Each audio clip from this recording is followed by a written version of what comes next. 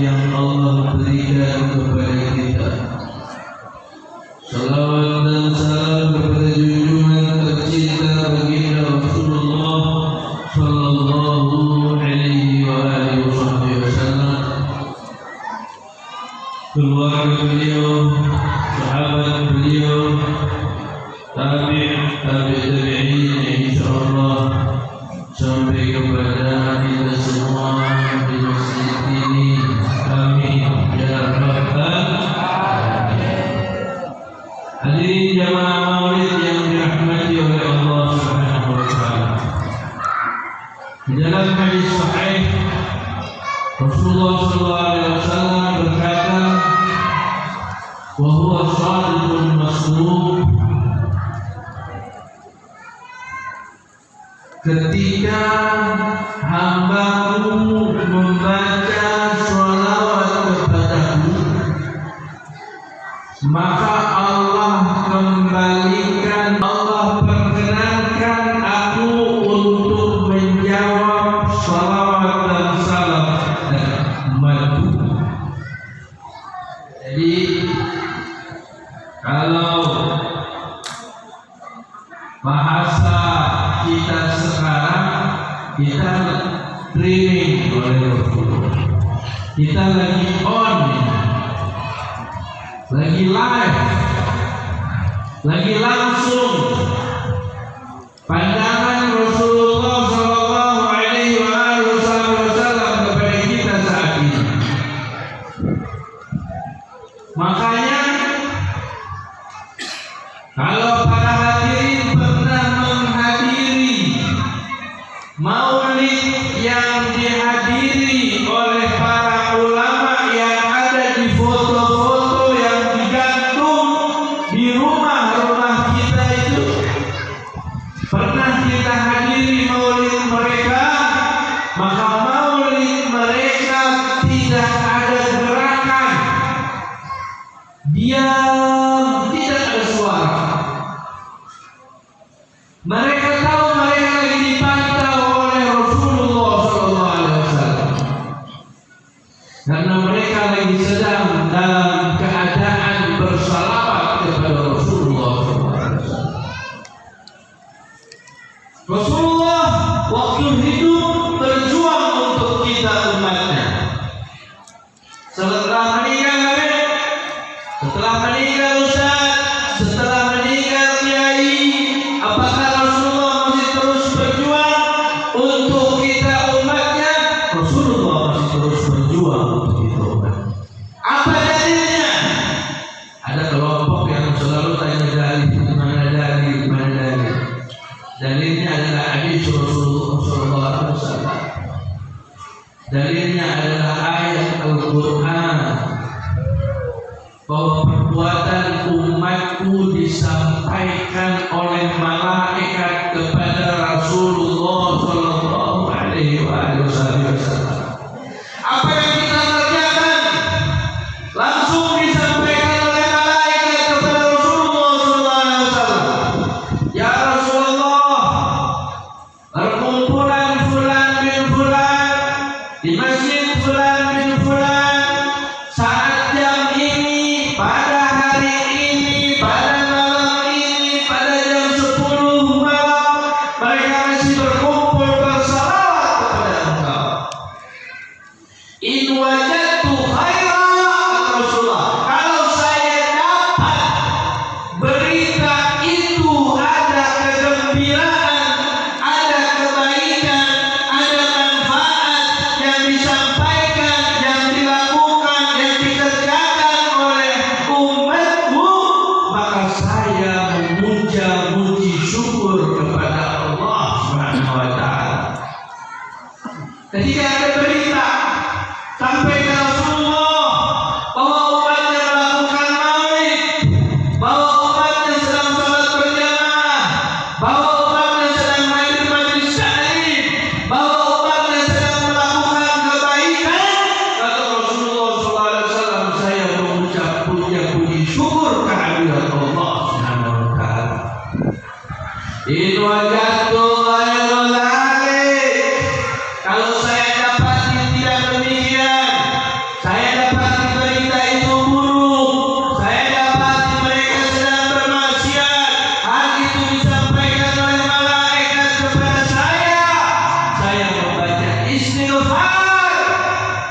dari Allah untuk kita umatnya. Allahumma shalli ala sayyidina Muhammad. Allahumma shalli alaihi. Ya Rabbil Mustafa barik maqasidana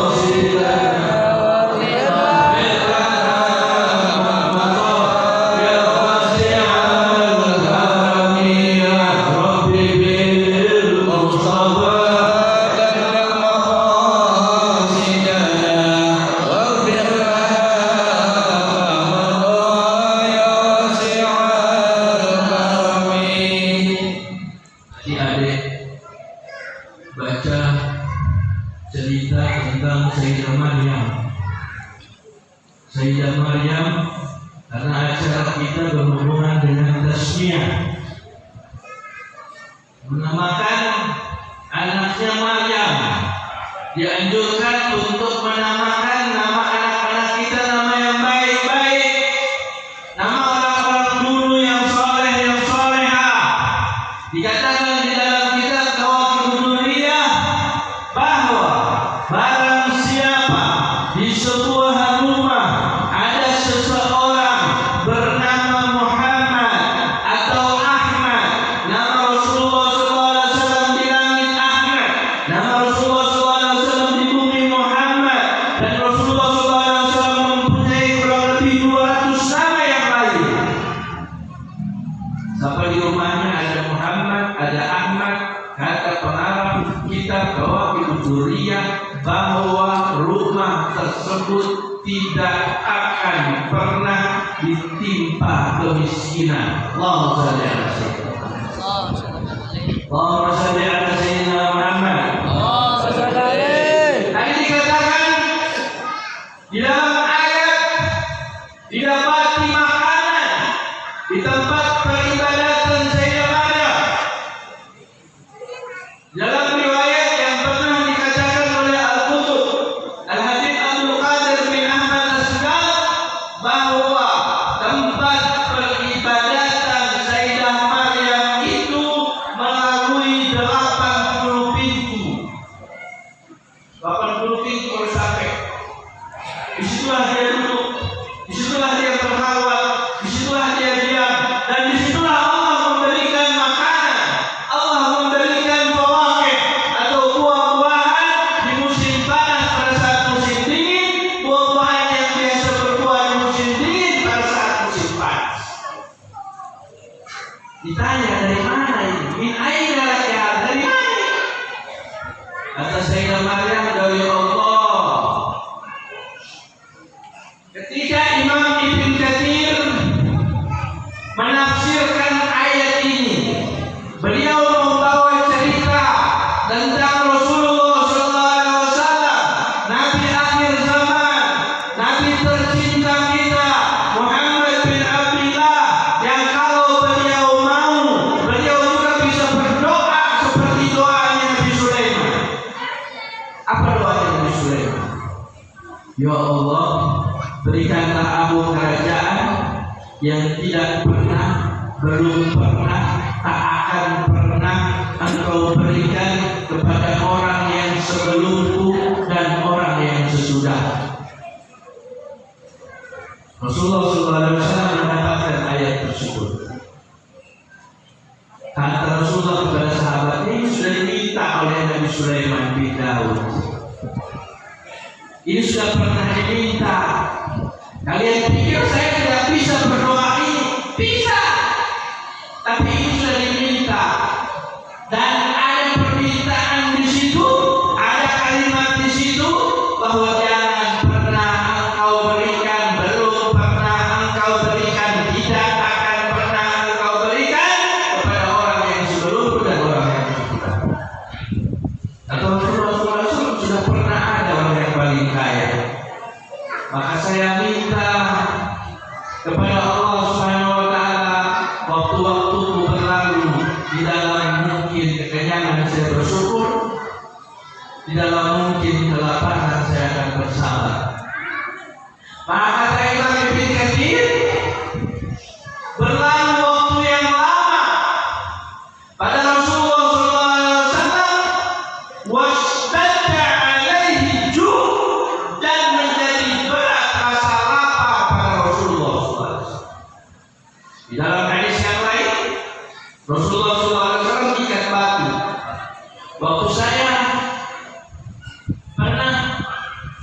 Madinah, saya mendapati guru-guru yang mengajarkan ayat-ayat suci Al-Quran itu, mereka mengikatkan kain di perut-perut mereka, kemudian di dalam kain tersebut dimasukkan batu mengikuti Rasulullah SAW.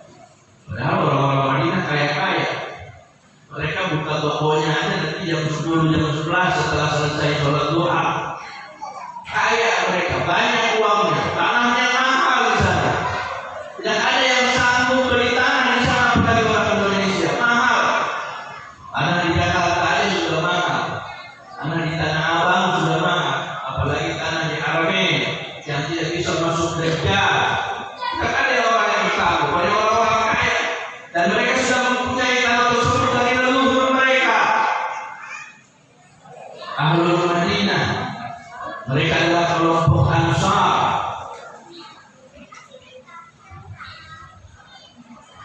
Diikat dengan batu. Di dalam hadis yang lain, Rasulullah SAW menjadi imam. Setelah salam, Sayyidina Umar bertanya, "Ya Rasulullah, engkau sakit?" Tadi bunyi ketak-ketuk. Rasulullah bilang tidak. Sahabat yang lain nanya, "Ya Rasulullah, apakah engkau sakit?" Tidak, saya tidak sakit. Sahabat yang lain nanya, "Ya Rasulullah, aindakal marad, apakah engkau sakit?" Semua nanya. Rasulullah SAW yang tidak mau menjawab, akhirnya menjawab. Dibuka, ada kain, di dalam kain ada batu. Oh, Sayyidina Muhammad. Allahumma shalli Di alaihi. dalam kain ada batu. Batu itu untuk apa? Untuk menekan perutnya yang lapar. Raja, Nabi, dan Rasul yang terakhir, pemegang kunci pintu surga. Kalau Rasulullah SAW mau, malaikat pernah menawarkan pengundungan di Makkah, pengundungan di Madinah menjadi emas dan perak. Rasulullah SAW menolaknya. Allahumma shalli ala Sayyidina Muhammad. Allahumma shalli alaihi. Jadi kelaparan, kehidupan yang sederhana yang dijalani oleh Rasulullah SAW itu amdan, sengaja Rasulullah melakukan hal tersebut. Sayyidina Umar pernah masuk suatu saat dapati Rasulullah SAW punya kulit putih kemerah-merahan. Kalau kita biasa tidur di karpet, kalau kulit kita putih, kalau kulit kita hitam, tidak kelihatan apa-apa. Kalau kulit kita putih, akan terlihat tanda bekas. Rasul tidur di mana? Hadirat jamaah maulid yang dirahmati oleh Allah. Rasulullah tidur di pelepah kurma yang kering. Allahumma shalli ala Sayyidina Muhammad. Sayyidina Umar masuk. Sayyidina Umar menangis. Ya Rasulullah, kerajaan-kerajaannya ada, mereka tidur di tempat yang indah, mereka tidur di tempat yang empuk, sedangkan engkau adalah pemimpin mereka semua. Dan Rasulullah SAW tahu pintarnya untuk mereka di dunia ya Umar, dan untuk kami nanti di hari akhirat, untuk kami disiapkan oleh Allah Subhanahu wa taala kenikmatan yang tidak pernah terpandang oleh mata, kenikmatan yang tidak pernah terlihat oleh telinga, kenikmatan yang bahkan tidak pernah terlintas di hati manusia. Menurut saya, Habib Umar bin Muhammad bin Saleh bin Habib bin Abu Bakar bin Saleh itu tidak suka tidur di tempat yang empuk. Kalau beliau berlayar atau dimasukkan ke tempat tidur di mana kamar itu adalah tempat tidur yang empuk, maka beliau minta tempat untuk tidur yang tipis saja. Kenapa? Kata beliau supaya saya gampang untuk bangun. Saya gampang untuk bangun beribadah kepada Allah Subhanahu wa taala. Rasulullah SAW lapar, kata Imam Ibn Katsir, lapar dalam waktu yang lama. Biasanya kalau Rasulullah lapar, kalau Rasulullah datang ke rumah istrinya, "Wahai istriku, apakah ada pada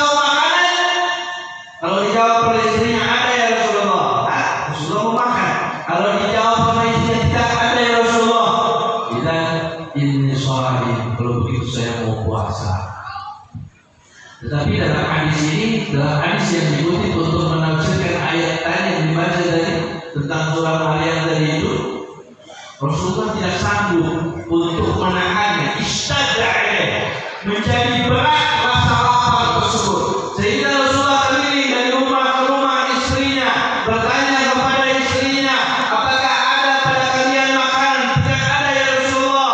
Apakah ada pada kalian makanan? Tidak ada ya Rasulullah. Terakhir Rasulullah masuk mengangkut rumah putrinya yang bernama Sayyidah Fatimah. Putrinya yang bernama Sayyidah Fatimah. Putrinya yang menikah dengan Sayyidina Ali bin Abi Thalib. Sayyidina Ali bin Abi Thalib ini adalah lelaki yang sangat kuat, sanggup mengangkat pintu Khaybar. Pintu Khaybar itu bisa diangkat oleh puluhan lelaki yang kuat. Tetapi menantu daripada Rasulullah, Sayyidina Ali bin Abi Thalib, mengangkatnya hanya dengan satu tangan. Tetapi ketika istrinya meninggal, ketika Sayyidah Fatimah meninggal, ketika ibu daripada Al-Hasan dan Husain meninggal, Sayyidina Ali tidak bisa mengangkat istrinya. Rasa sedih, rasa cinta yang begitu mendalam kepada jenazah putri Rasulullah SAW ini membuat hilang kekuatannya. Tidak sanggup ya. Dia manggil putranya Al-Hasan, dia manggil putrinya Al-Husain untuk putranya untuk membantu mengangkat jenazah istrinya. Datang ke rumah Sayyidah Fatimah, tanya ada makanan? Tidak ada oleh ayah. Istri-istrinya, anak tersayangnya, tidak ada makanan. Itu semua rumah-rumah berdekatan dengan rumah Rasulullah SAW yang merupakan tempat dikuburnya Rasulullah SAW saat ini. Ketika Rasulullah SAW meninggal, terjadi perdebatan. Ada sahabat mengatakan kita kuburkan di Makkah, maka ada Ka'bah. Ada sahabat yang lain mengatakan kita kuburkan di Masjid Aqsa, jauh perjalanan membawa Masjid Aqsa. Timbul perdebatan, timbul pembahasan. Apa yang terjadi kemudian? Kamu Sayyidina Abu Bakar, berdiri Sayyidina Abu Bakar As-Siddiq, kemudian Sayyidina Abu Bakar berkata, Sami'tu min Rasulillah sallallahu alaihi wasallam, saya mendengar dari Rasulullah sallallahu alaihi wasallam bahwa para nabi, para rasul ketika meninggal dikuburkan di tempat meninggalnya. Allahumma shalli ala sayyidina. Berdiri Sayyidina Ali, saya sepakat, saya juga pernah mendengarnya. Dua sahabat besar yang dijanjikan surga oleh Rasulullah sallallahu alaihi wasallam mengeluarkan pendapat inilah yang dipakai kemudian dijadikan kubur begitu Rasulullah SAW tempat beliau meninggal, yaitu rumahnya Sayyidatuna Aisyah, anak daripada Sayyidina Abu Bakar. Kemarin tadi cerita tentang penafsiran Al-Imam Ibn Katsir. Beliau kemudian berkata bahwa tidak ada makanan di semua rumah istri-istri Rasulullah dan tidak ada juga makanan di rumah anaknya yaitu Sayyidah Fatimah. Apa yang terjadi? Raja Rasulullah SAW pulang kembali ke rumahnya. Allah, di rumahnya Sayyidah Fatimah ada bunyi ketukan pintu, getok pintu. Dibuka sama Sayyidah Fatimah. Siapa? Saya membawa makanan. Apa yang dibawa? 2 potong roti dan 1 potong daging. 2 potong roti dan 1 potong daging. Ketika menerima makanan tersebut, diletakkanlah makanan itu di baskom yang besar. Makanannya sedikit. Makanannya cuma 2 potong roti dan 1 potong daging. Tapi Sayyidah Fatimah menempatkan makanan tersebut di baskom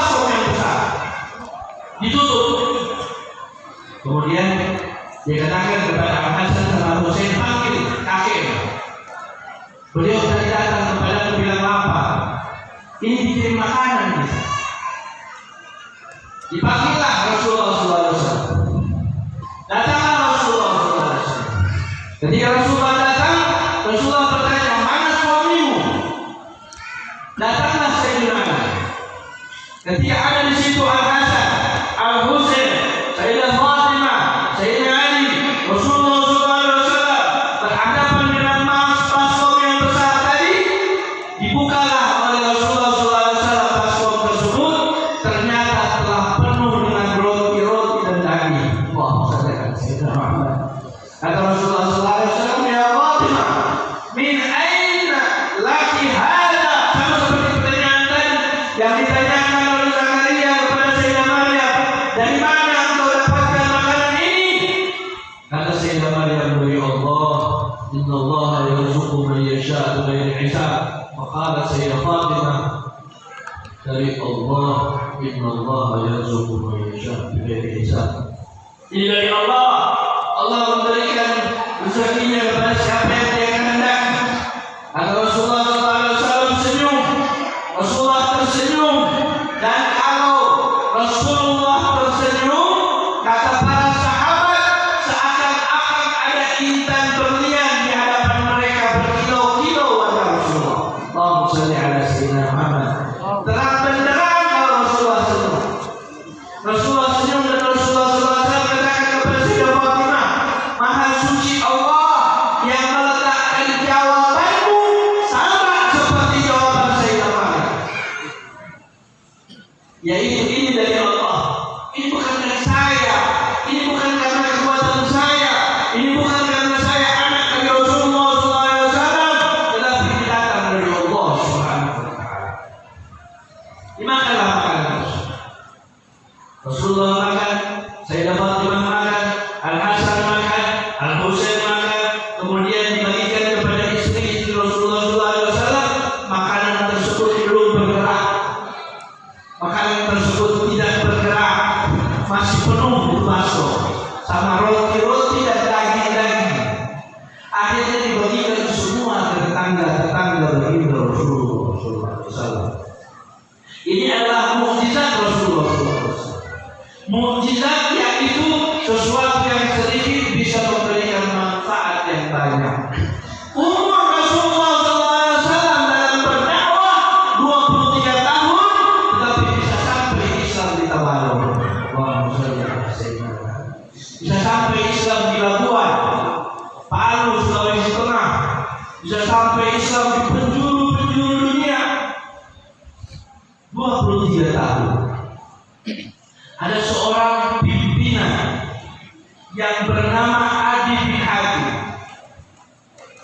Dia mendapatkan bagian di setiap ada rampasan perang. Itu melanggar aturan agama.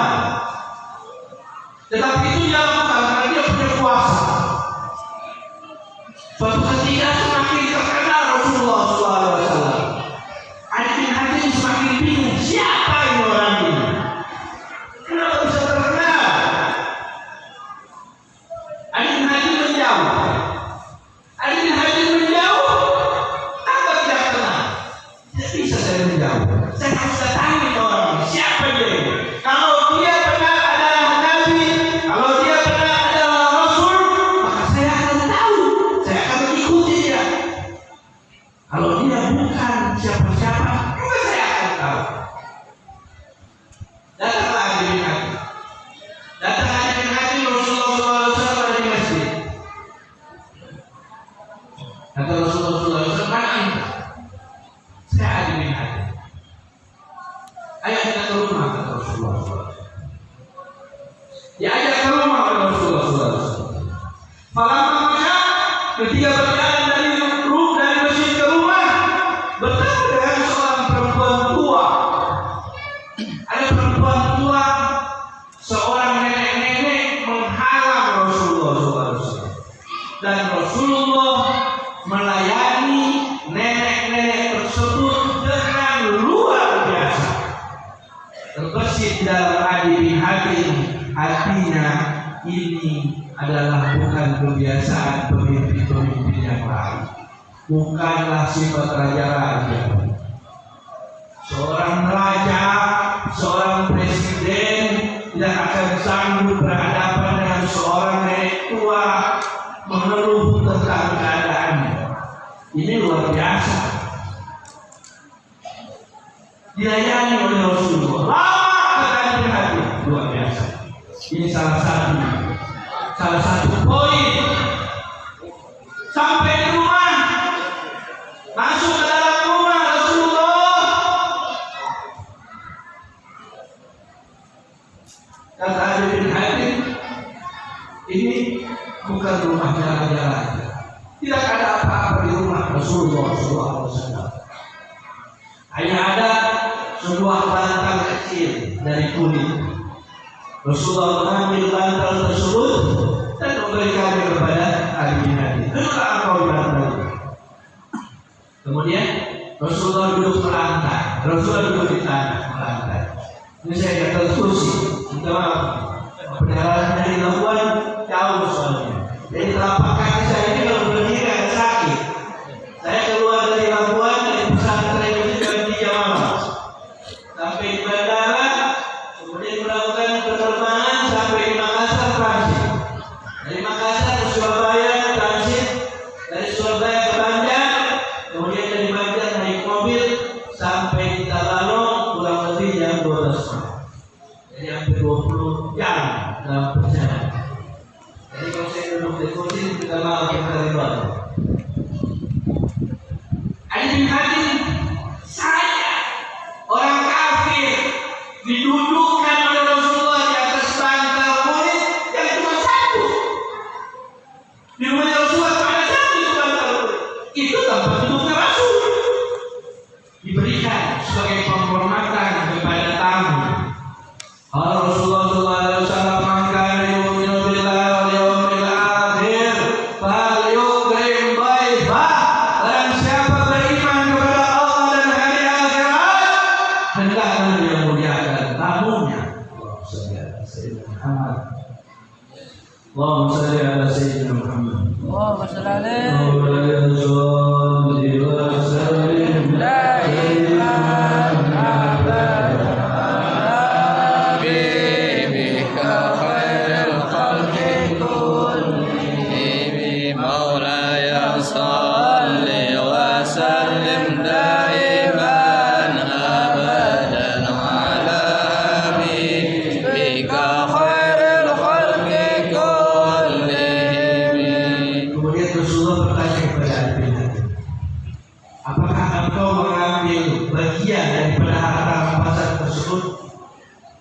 kaummu ketika menang, kaummu kau punya kelompok, kalau menang peperangan kau minta bagian. Ini Ali bin Hatim, dia pimpinan. Iya. Bukankah hal itu dilarang dalam agamamu? Kata Ali bin Hatim, iya. Rasulullah SAW kemudian tersenyum. Kemudian Rasulullah SAW berkata, apakah engkau tidak masuk Islam, tidak mau masuk Islam karena engkau melihat yang memasuki agama saya bahwa ini adalah orang-orang susah? Pada awalnya orang-orang susah, pimpinan-pimpinan tidak mau masuk. Rasulullah dikelilingi oleh fuqara wal masakin. Apakah karena itu? Kata Rasulullah, kalau karena itu, ketahuilah beberapa waktu ke depan umat Islam akan dipenuhi dengan harta, banyak harta, semua berada di tangan umat Islam sampai mereka tidak mau ambil itu harta. Poin pertama, beliau ini Ali bin Hatim. Apakah engkau tidak mau masuk Islam karena engkau melihat yang mengikuti agama Islam adalah orang-orang yang lemah, penuh dengan ketakutan? Beberapa waktu ke depan engkau akan mendapatkan orang yang berjalan menuju Madinah, kota Rasulullah SAW, akan aman walaupun seorang wanita. dengan menaiki tunggangan unta tidak ada penyambung. Poin kedua. Poin ketiga, kata Rasulullah SAW,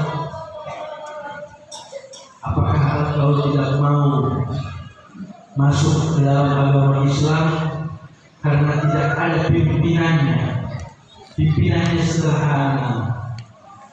Nanti kerajaan ini akan masuk, kekuasaan ini akan masuk semua penduduk rumah.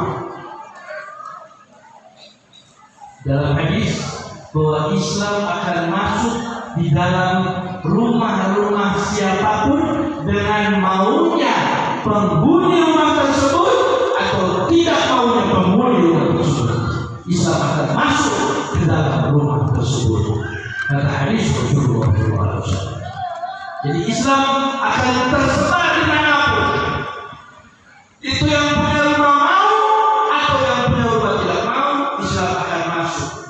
Seperti kita yang saat ini dirusak melalui acara-acara, bahkan handphone. Walaupun yang kita mau buka Al-Quran, tiba-tiba ada iklan. Tiba-tiba ada iklan yang masuk yang dilarang untuk kita lihat. Padahal kita pencetnya Al-Quran. Padahal kita pencetnya Maulid. Padahal kita pencetnya siaran-siaran agama. Tapi yang muncul, kalau kita tidak lewati, adalah godaan-godaan masuk ke dalam rumah-rumah orang Islam. Sehingga kita memerlukan acara-acara seperti ini untuk mengingatkan kita kepada Rasulullah SAW, untuk mengingatkan siapa Rasulullah SAW, untuk mengetahui baginda Rasulullah SAW. Seorang anak yatim umur 6 tahun, ibunya sakarat, Sayyidatuna Aminah sakarat, diampinnya Rasulullah SAW berumur kurang lebih 6 tahun. Di suatu tempat yang bernama Adwa, kata ibu Rasulullah SAW, kalau seandainya insya mara'aitu fil manami, kalau seandainya benar yang saya lihat di dalam tidurku. Dari sejak Rasulullah dalam perut banyak sekali mubasyarah, banyak sekali mimpi-mimpi. Tetapi beliau dengan rendah hati berkata, seandainya mimpi-mimpi itu betul dari Allah SWT, maka engkau akan menjadi pemimpin manusia. Engkau adalah nabi penutup, nabi akhir zaman. Sesungguhnya saya walatu tuhra, saya telah melahirkan seorang manusia yang suci. Sesungguhnya dunia ini akan berlalu, orang-orang tua akan meninggal, anak-anak muda akan menjadi tua, sedangkan mereka nanti akan menyebutku wa dzikri baqin, dan sebutanku akan disebut oleh mereka 1400 tahun berlalu, dan kita masih menyebutkan Sayyidatuna Aminah adalah ibunda Rasulullah SAW. Ketika meninggal, Rasulullah melihat jatuh pingsan. Umur 6 tahun, di mana dia telah kehilangan ayahnya, kemudian kehilangan ibunya, kemudian ada seorang ulama yang berada di kota Mesir. Kenapa Rasulullah dilahirkan sebagai anak yatim? Agar Rasulullah SAW bergantung kepada Allah SWT. Kalau kita bergantung kepada ibu kita bergantung kepada ayah kita, mau apa-apa ibu minta, ayah minta. Kalau Rasulullah SAW ada apa-apa mohon kepada Allah SWT. Itulah salah satu hikmah dan itulah salah satu maksud daripada pengadaan majelis maulid, agar kita mengenang Rasulullah SAW.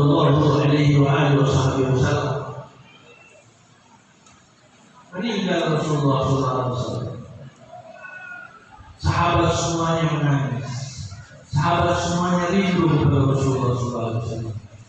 Di dalam kitab tertulis, "Idza masya Sayyidina Abu Bakar As-Siddiq," ketika meninggal Rasulullah SAW, kemudian berjalan mertua beliau, sahabat beliau, khalifah yang pertama, Sayyidina Abu Bakar As-Siddiq, maka tercium bau terbakar. Kalau kita pakai minyak wangi, yang tercium kan bau minyak wangi.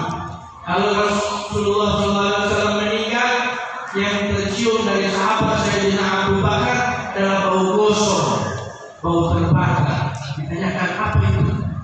Itu hatinya yang terbakar berpisah dengan Rasulullah. Maka mari kita tambahkan cinta kita kepada Rasulullah. Kita tambahkan sholawat kita kepada Rasulullah SAW. Ada seorang sahabat kepada Rasulullah, "Ya Rasulullah, berapa lama saya jadikan sholawat kepadamu? Saya menjadikan sholawat kepadamu seperempat." Kata Rasulullah, "Kalau mau tambah itu lebih bagus." Ditambah oleh sahabat itu, tambah lagi oleh sahabat tersebut sampai menjadi setengah, sampai menjadi 2/3. Kata Rasulullah SAW, "Kalau kau tambah, inzidda wa huwa khairun lak, maka itu baik bagimu." Kata sahabat itu, "Ya Rasulullah, ja'altu, saya jadikan semua waktuku adalah bersalawat kepada Engkau." Kata Rasulullah SAW, "Kalau begitu akan dikabulkan oleh Allah hajat-hajatmu, akan dihilangkan oleh Allah kesumpahan." Semoga sumpah-sumpah kita dihilangkan dari hati. Semoga dosa-dosa kita diampunkan oleh Allah Subhanahu wa taala. Semoga hajat-hajat kita diterima oleh Allah Subhanahu wa taala. Semoga istri-istri kita menjadi istri yang salehah. Semoga suami-suami menjadi suami yang baik. Semoga anak-anak menjadi anak-anak yang saleh, yang salehah. Semoga umur kita selalu dalam ketaatan kepada Allah Subhanahu wa taala. Semoga masjid ini dipenuhi dengan jamaah. Pada waktu salat subuh, pada waktu salat zuhur, pada waktu salat asar, salat maghrib dan salat isya, banyak yang sholat di tempat ini. Ketika terjadi gempa di Sulawesi Tengah, maka orang-orang pada lari ke masjid. Masjid yang sebelumnya kosong penuh dengan manusia. Tetapi sekarang kurang lebih 5 tahun setelah gempa, masjid sudah mulai sepi lagi. Masjid sudah mulai sepi lagi. Orang-orang sudah tidak hari lagi di masjid. Kata Allah Subhanahu wa taala, "Fafirru ilallah," larilah kepada Allah. Pada saat gempa, kita semua lari kepada Allah Subhanahu wa taala. Takut. Tetapi setelah 2019, 2020, 2021, 2022, 2023, 5 tahun pasca gempa, setelah gempa, masjid sudah mulai sunyi lagi, sudah mulai sepi lagi. Padahal dikatakan akan terundur waktu kiamat itu kalau di setiap masjid sholat subuhnya rame. Kita jadikan masjid-masjid kita itu sholat subuh yang penuh dengan orang-orang untuk niat memundurkan daripada terjadinya kiamat dari Allah Subhanahu wa taala. Kalau masjid sudah mulai sepi, anak-anak tidak ke masjid lagi, lantas kemana mereka pada saat dia sudah meninggal? Kalau mereka tidak kita ajak ke masjid, lantas kemana mereka nanti pada saat dia sudah tidak ada? Kita ajak anak-anak kita ke masjid, kita ajak istri-istri kita untuk hadir di majelis ta'lim agar mereka mendapat ilmu pengetahuan. Ada wa minkum. Wassalamualaikum warahmatullahi wabarakatuh.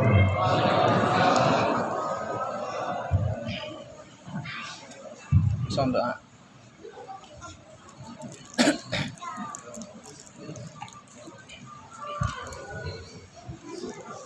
Mari kita hadirkan hati kita, kita hadirkan sanubari kita hadirkan kehusuan kita niatkan hajat-hajat kita pada saat membaca doa daripada Habib Ali bin Muhammad Al-Habsyi ini atau di mana Habib Ali ini dikatakan adalah orang yang sangat cinta kepada Rasulullah, orang yang sangat rindu kepada Rasulullah SAW, orang yang sangat selalu ingat Rasulullah SAW. Habib Ali ini punya majelis taklim subuh. Subuh itu dahulu dipakai orang untuk mengaji, tetapi Habib Ali bikin majelis taklim subuh. Orang yang protes mimpi, orang yang protes lihat Rasulullah bergegas. Kata orang yang mimpi, ya Rasulullah mau kemana? Saya mau hadir majelis taklim Ali bin Muhammad bin Husain Al-Habsyi. Saya mau hadir majelis taklimnya cucu saya Ali bin Muhammad bin Husain Al-Habsyi. Ini maulid yang ditulis berada di tangan kita. Maka kita hadirkan hati kita, di mana ini adalah orang yang dicintai oleh Rasulullah SAW. Bismillahirrahmanirrahim. Allahumma salli ala sayyidina Muhammad.